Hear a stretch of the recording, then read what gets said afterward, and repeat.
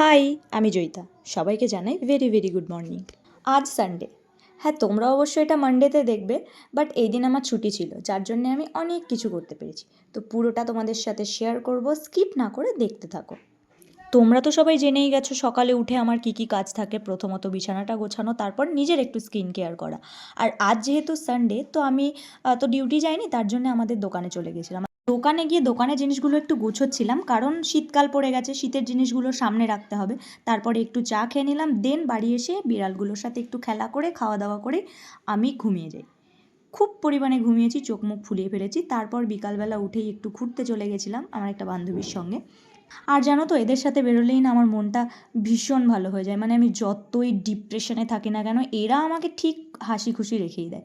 তারপর বাড়ি চলে আসি, এসেই আগে চলে যায় আইব্রো করতে। কারণটা আর বলছি না, যাই হোক। আমি যেই পার্লারে আইব্রো করতে যাই, সেখানে এই ছোট ছোট বোতল আছে, যেখানে গেলে আমি এই বোতলে জল খাবোই। তো তারপর বাড়ি এসে একটু চা, তারপর ভাইয়ের ড্রয়িং বুক দেখছিলাম, দ্যাটস ইট। তো আজ এইটুকুই, টাটা।